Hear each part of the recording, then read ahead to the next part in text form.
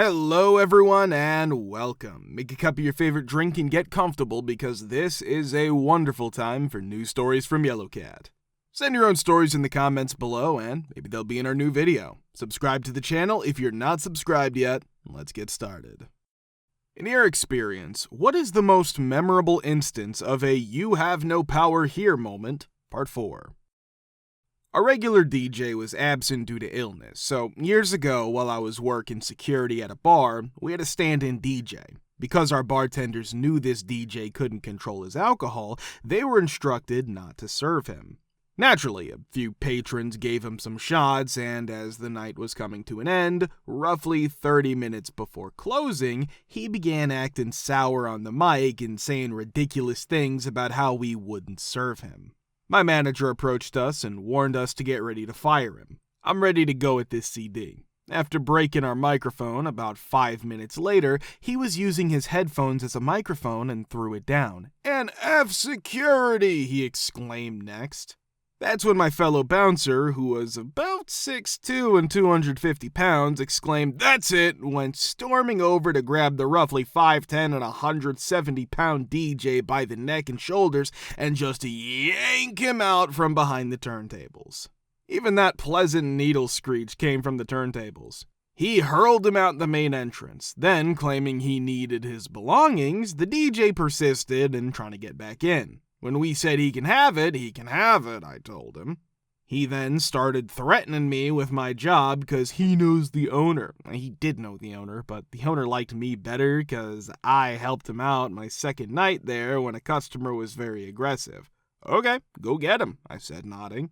About half an hour after our closure, he left and returned. With a smug expression on his face, he entered the establishment before the owner did. The owner turned to face us and yelled at the DJ, telling him not to disrespect the staff or the establishment and that he had no right to act in such a way or make any claims. He tormented him from side to side for a good minute or so. The DJ appeared to be about to cry.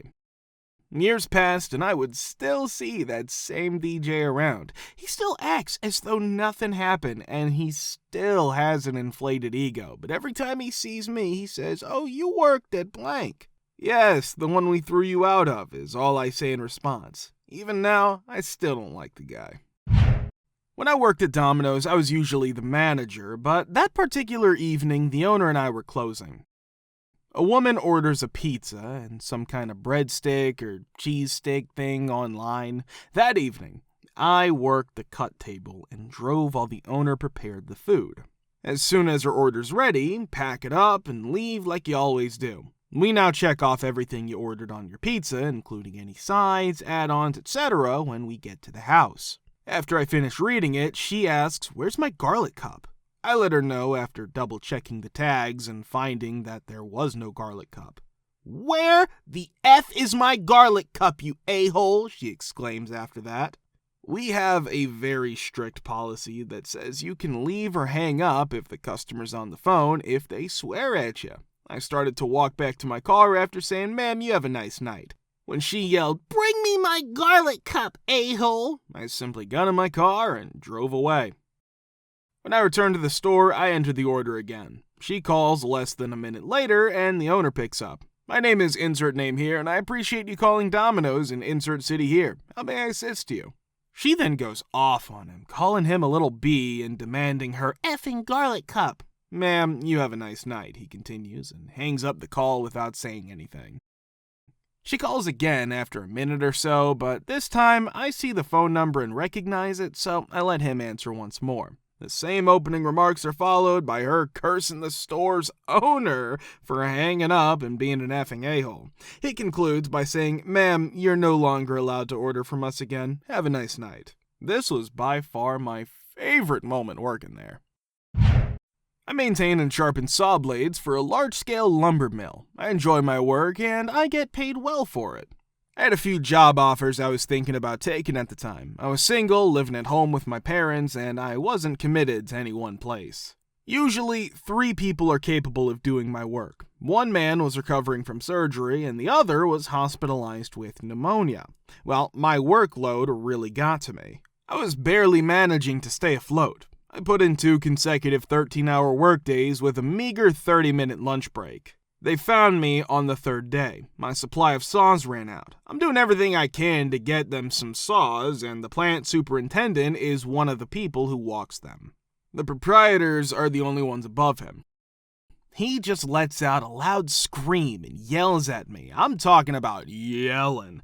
I had never felt more disrespected in my life than I did at that moment. I silently observed him for 10 to 15 seconds. I ignored him as I went straight to my desk after grabbing my tools off of my workbench. After gathering my tools and grabbing my lunchbox, I made my way to the door. He continues to follow me around while yelling. I placed my hand on the door and put on my hard hat. If you walk out of that GD door, then you're effing fired. Okay, I said as I turned to leave. After about 10 minutes, the owner called and offered me a raise of $2.50 per hour if I came back. I went to the superintendent's office, had a pleasant conversation with him, and then I accepted his offer and returned to work. 4 years later, I'm still here, and I haven't had anyone truly speak to me once. I had a ton of these stories from my time as a bar owner, but this one is my all-time favorite. At 24, I purchased my first bar. I'd worked at a small neighborhood restaurant for a few years, almost exclusively locals who were raised in the area. We could pretty much do anything we wanted because it was also the bar that my town's undercover police officers frequented. One day, a strange man walks in. As soon as I started serving drinks, this guy told me he was best friends with the owner, telling me that he was raised with her and that he needed to treat her well, or else he would tell her how awful I was. Alright, whatever. You have your naughty light here. I open a beer for myself after a short while. The idiot boy then threatens to call the owner and inform her that I was drinking at work, so I had better give him a free shot. I just turned to face him, poured myself a shot at Patron, and went to take a sip. Calling the owner is yet another threat. When you talk to her, tell her I said she's an effing B, I continue. Then his threats really get serious, so I tell him to go ahead and call her right now. I turn it up a notch because he starts to look like a deer in headlights. Put the bar phone down in front of him and ask him to deliver a few more messages for me. I write down a number and say, "Oh, wait, you probably don't have her number. She just got a new one," as he is just staring at the phone. Grinning, he presses the button. When my phone starts ringing, I reach into my back pocket, flip it open, and say, "This is Cheeky Cat, how can I help you?" It was the late 90s, so that stuff was really cool. The big A biker-looking dude next to him stops laughing long enough to try to give this idiot a hint, but all Dip-ass does is look confused. "She's the owner, a-hole. Get out." Tweedledum then turns to face this twice his size friend and asks, "What am I gonna do about it? I'm staying here." Everything falls silent, and the biker man places his badge on the handlebars and murmurs, "Arrest you." It goes without saying that the idiot boy was quickly out of there. Do you have any stories about your most unpleasant neighbor or homeowners association HOA? Part 4. The construction company that built my house was owned by the same man who owned the HOA management company. The covenants required 2 trees. When we moved in, there was 1 large tree in the backyard and 1 decorative tree in the landscaping. After 4 years, we were given a citation for having just 1 tree. I sent pictures of 2 trees, and they said that ornamental trees are not taken into consideration. Given the layout of the large tree, my options for a second tree were to plant it behind and to the side of the current tree, close to the property line. This area also had phone, cable, and electrical lines running through it. X in front of the tree, setting it up to be a couple of feet away from the drivewalk sidewalk, XX, which was where the gas lines were, XXX. I consented to plant 1, but only after consulting with a landscaper and my attorney about my options, and only after they promised to pay for the replacement of any infrastructure that the tree might have destroyed. The president of the HOA left out trees when building her house. I brought up this matter several times and included images. I was told she had received exceptions from the board. Compared to all of these horror stories, our HOA and neighbors are gold. All of our neighbors are friendly and laid back, though they are all older than us. We wait until after dark to return the trash cans. Nobody's concerned. I had health issues that prevented me from getting the lawn mowed. Again, no one seemed to care that a man had offered to assist me. But when it comes to dealing with the HOA, it's all BS. We decided in May to get our kids a small pool because, even when they opened, we would not be using public pools. Approval was required for our 8-inch inflatable pool. The board requested that we sign a document acknowledging that we understood we could only have it this year and that we had to take it down in September. Thank God our HOA representative doesn't give a D and hasn't brought me the paperwork to sign. Although we removed the pool, we fully intended to keep and reuse it.